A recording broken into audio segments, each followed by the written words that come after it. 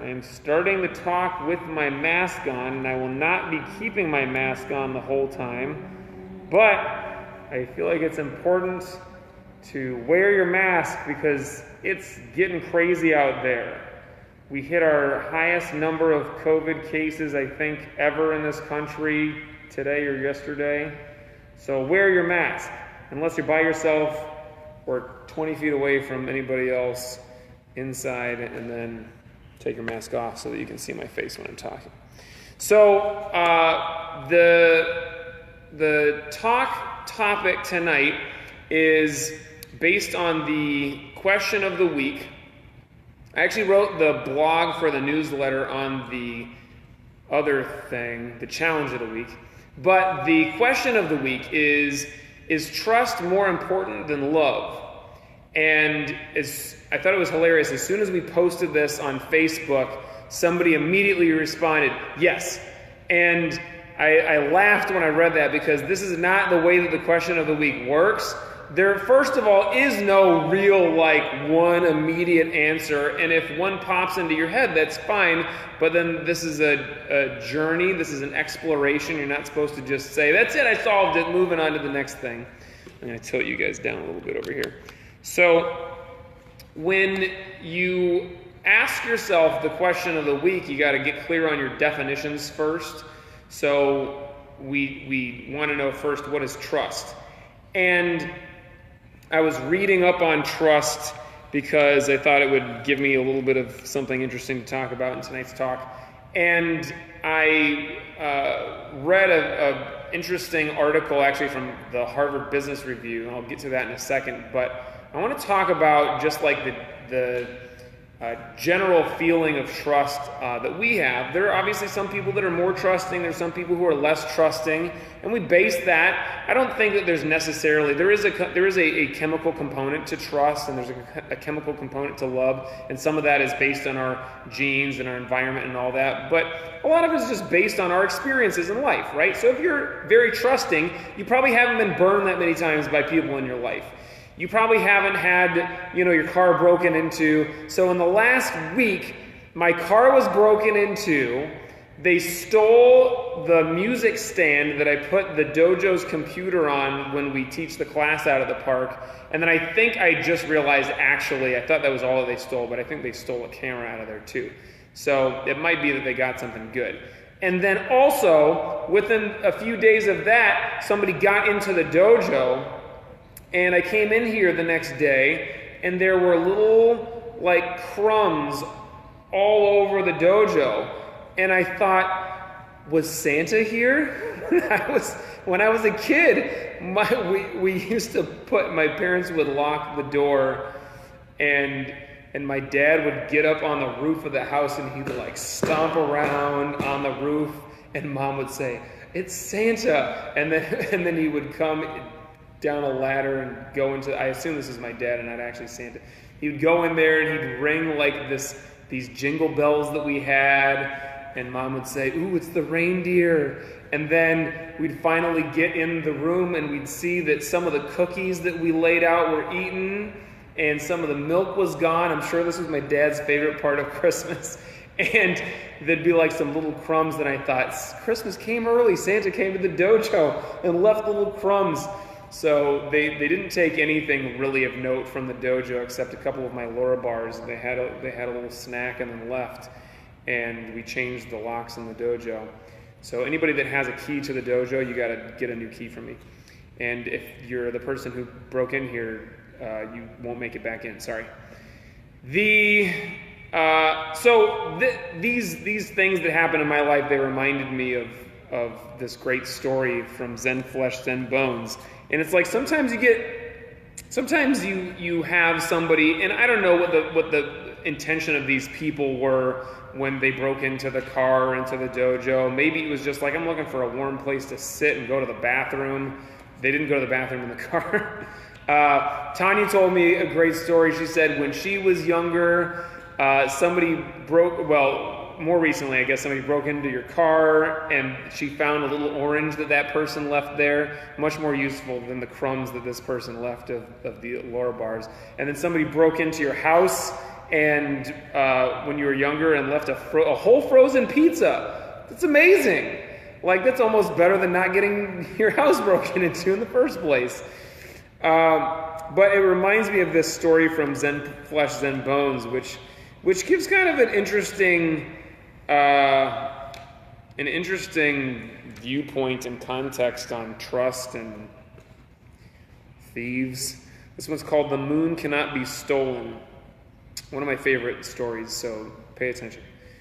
Ryokan, a Zen master, lived the simplest kind of life in a little hut at the foot of a mountain.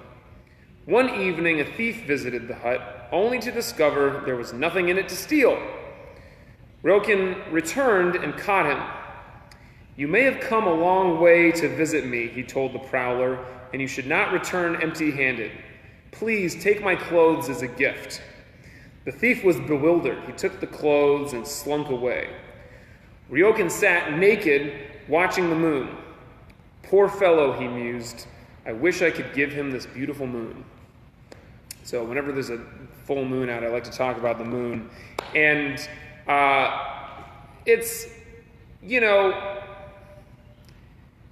when somebody has kind of invaded your space or stolen something from you, your gut reaction is to feel really mistrustful, obviously, of people in general, to feel like violated, to feel really bad about that. It's clearly not Ryokan's response. His response was, "Oh, how can I help this guy? He's obviously not doing well. I'm going to at least give him these clothes. I don't need him." Ryokan was a hermit. He was living by himself in a hut. He doesn't need clothes even. So, while I'm not down with people just breaking and entering and stealing my stuff, the greatest theft and the greatest harm would be if we take that with us for years and years and throughout our life. And then every time we see somebody, we kind of look at them, out of the side of the corner of our eye, and we're thinking, this person's going to try to jump me, this person's going to try to steal something from me. And from a self-defense perspective, of course it makes some sense to take care and to not just hope and imagine that everybody in the world is on their best behavior. They're not. Some people are going to try to attack you. Some people are going to break in and steal your stuff, not just your snacks. And so many more people won't, right? There are 7 billion people, 8 billion people on the planet, however many there are now, and we just keep having babies. And how many of those people would actually try to hurt you, would actually try to steal your stuff? Maybe a decent number, but not 6 billion. I mean, there's a smaller number of these people. And this is how trust kind of works on a super practical level. We have a tendency from an evolutionary standpoint to focus on those negative things, to focus on those things that are a danger to us because it keeps us alive. And obviously, if we if we're mistrustful of people who are actually dangerous, that can save us, right? The more experiences that we have where we've been burned, the more we will remember of that. But we don't remember all of the great stuff that happened. We don't remember the time that we were walking across the street, when we shouldn't have been, and somebody slammed on their brakes to avoid hitting us. We don't remember the time that somebody saw us drop our wallet and they picked it up and gave it to us. Because those things aren't as necessary to our survival for us to remember. We remember the bad stuff, and so then we become more and more mistrustful of people. So if you're looking for reasons and you're looking for evidence to not trust people, you will find tons of that. But if you're looking in the other way, you're going to find even more of that. So just recognize where your brain goes. The way that trust works when you don't have lots of evidence to be mistrustful is that we actually tend to trust lots of people. So this was the most interesting part of the article that I read earlier. The author says, it all starts with the brain. Thanks to our large brains, humans are born physically highly dependent on caretakers. Because of this need, we enter the world hardwired for social connections. I just realized that I can't even see this whole thing. Hardwired to make social connections. The evidence is impressive. Within 1 hour of birth, a human infant will draw her head back to look into the eyes and face of the person gazing at her. Within a few more hours, the infant will orient her head in the direction of her mother's voice. And unbelievable as it may seem, it's only a matter of hours before the infant can actually mimic a caretaker's expressions. A baby's mother, in turn, responds and mimics her child's expression and emotions within seconds. This is all stuff that we do automatically, and it's because we are so drawn to make these connections and to trust. If you don't trust, especially when you're young and feeble of body and of mind, you die. So there's all kinds of interesting little tidbits about this. We trust people. There have been studies that show we trust people who look more like us. It's probably why we don't trust people who look less like us, which is part of the messed up experience of minorities in this country and all over the world. When you don't look as much like the biggest group that's there, people mistrust you. And part of that is systemic, and part of that is actually just a way that our brains are hardwired, and we want to be more aware of that. There was a study done where people were just randomly assigned to a small group of people in a bigger group, and they showed that you automatically trusted that group that you were randomly assigned to more than anybody else. There was literally no other evidence, experience, nothing outside of you were put in this group. You're in group number one. Ooh, yeah, I trust group number one now. I don't trust all those other people. It's kind of dumb how we do this, right? But it's also, again, it serves a purpose. It serves its own evolutionary purpose. So I heard this very interesting story. I don't remember what it was on NPR. It was a blog or something. But they were talking about the rise of organized religion along with the way that it is happening in conjunction with cities coming about, or people living in closer proximity with more and more people. And I'm not trying to say that this is the only reason that religion exists. I'm not trying to poo-poo on your beliefs. I'm just saying that the part of the interesting thing that they found was, or that they hypothesized was, when people are forced to live closer together and they are just encountering more and more people, we no longer have this simple existence of, I know everybody in my tribe, I've grown up with all of these people, now I've got people who I've never met before, coming up in my business all the time, and how do I trust them? Well, as soon as you bring religion and morality into the mix, and this is a big benefit of religion, is if you and I both believe that the same person on high is going to smite us if we disobey certain rules, we're more likely to trust each other, right? So you're like, oh, you think you're going to die if you steal from me? I think I'm going to die if I steal from you too, so we can trust each other. We're good. And it's very beneficial, obviously. Trust makes the world go around. If we can't trust each other, we cannot interact with each other, and we cannot go through life with any ease. It's just always going to be very stressful and scary. So we got to be able to trust. Whether or not it's more important than love, I'll get into that later on. Other stuff on trust, a little bit more dry here, but oxytocin increases trust. So oxytocin is this hormone that goes along with dopamine and one or two other things too. They call this the love hormone. But when you're attracted to somebody, your oxytocin increases. So we automatically trust people that we are attracted to, physically attracted to more, which I'm sure gets a lot of people into trouble. When we spend more time with somebody, our oxytocin raises up, our levels rise.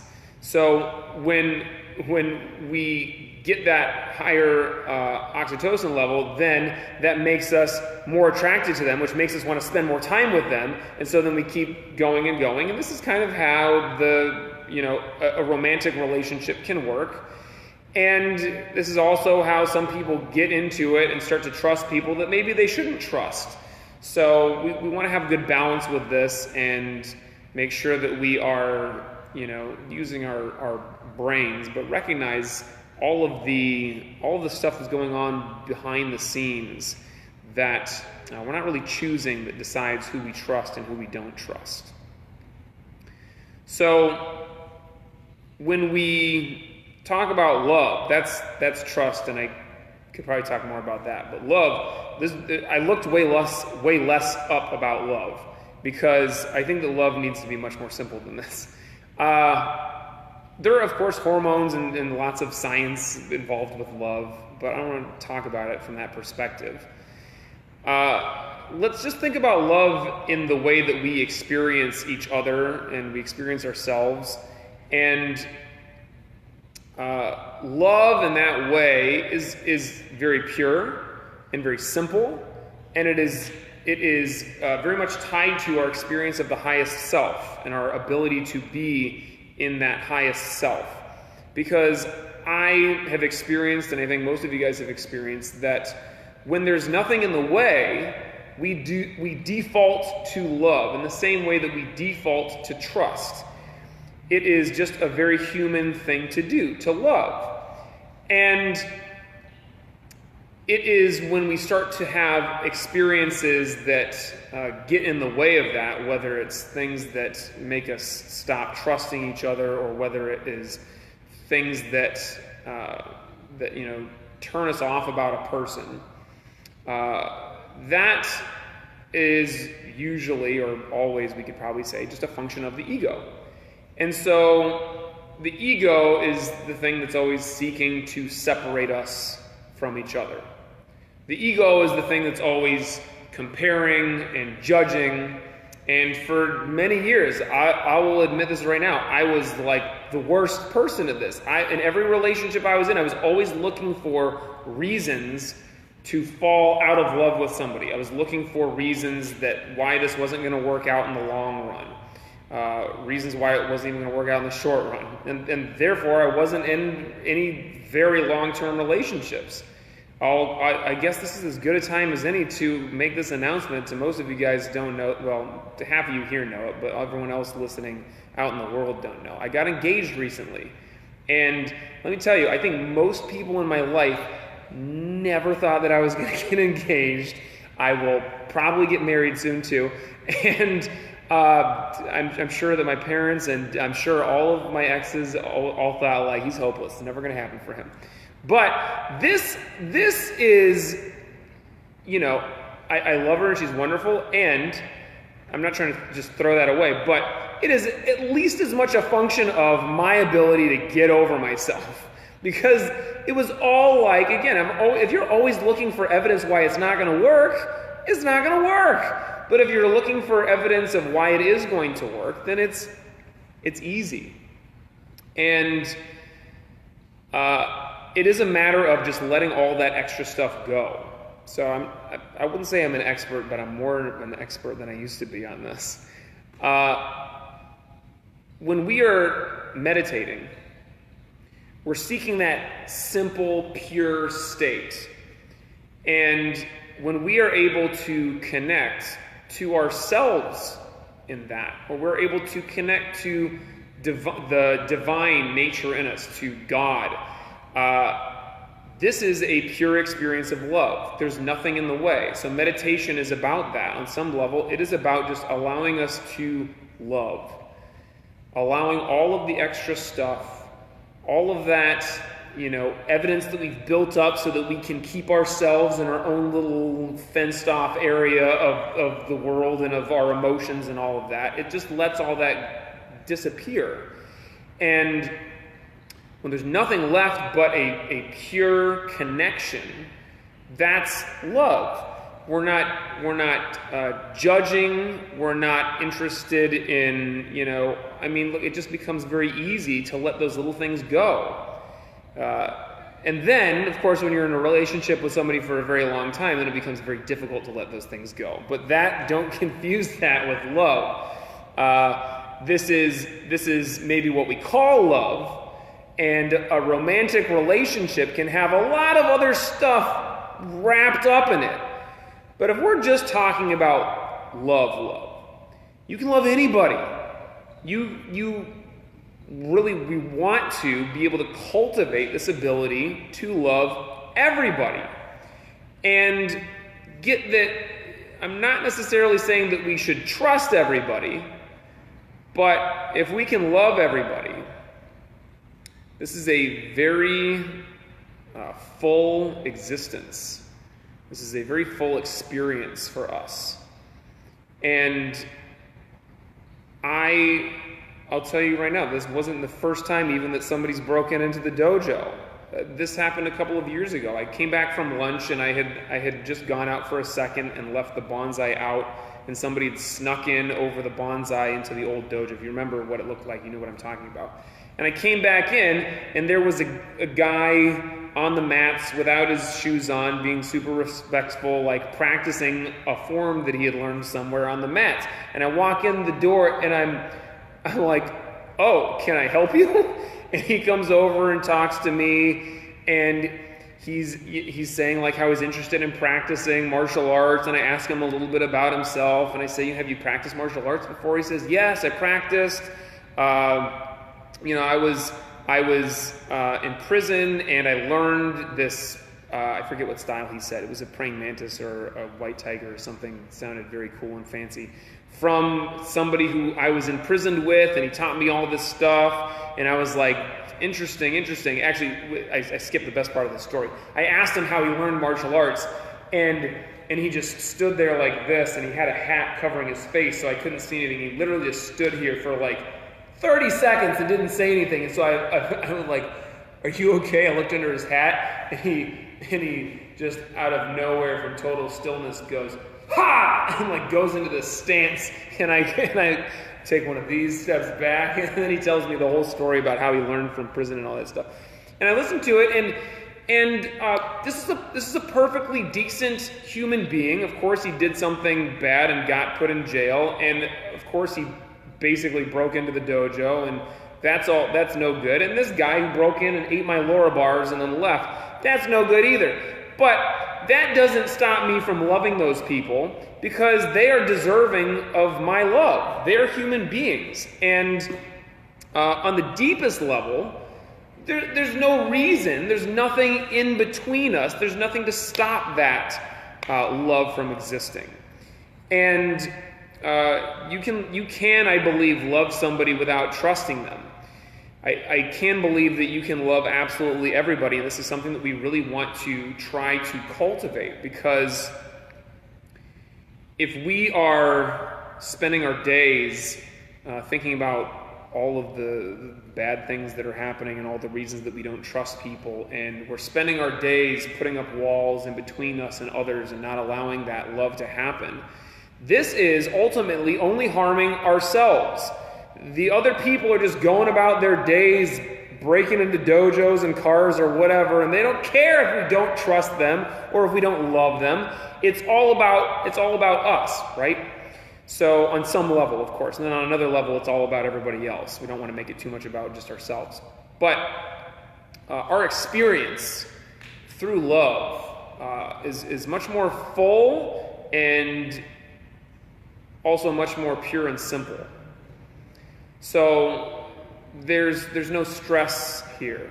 There's no tension. There's none of this. There's only just pure experience of the moment, and the full experience and connection between you and one other person or everybody else. So this is what we're trying to do when we meditate. We're really allowing ourselves to experience love, to love other people, and to love ourselves. The same barriers that exist between us and loving everybody else in the world are the ones that we put up between I guess it's kind of like between the ego and the experience of love, but it's the same barriers we put up for ourselves that stop us from experiencing that full self-love. And you can, of course, point out little things about anybody. And again, the longer you've been in a relationship with somebody, the more things you can point out and the more things that annoy the hell out of you. But that's all fluff. That's all meaningless. Really what is there is just two souls, two little sparks of the divine, two little pieces of, bundles of energy. And with ourselves, that's it. We are just a bundle of energy. We are just consciousness and love wrapped up in a nice little package. And if we can experience that, it is so much easier to get through our days. And of course, there are many reasons that we have to, have a lack of trust or a lack of love. And the world is a crazy place right now, and people walking around like, I'm not going to wear a mask because blah, blah, blah, or I am wearing a mask and I hate everybody who doesn't wear a mask because of blah, blah, blah. I'm one of those people. But at the end of the day, the mask is, you can think of it like this is a symbol of how great I am, or a symbol of how stupid you are, or whatever it is. That's just a flimsy little thing that we put here. And yeah, this flimsy little thing will save our life and will save somebody else's life.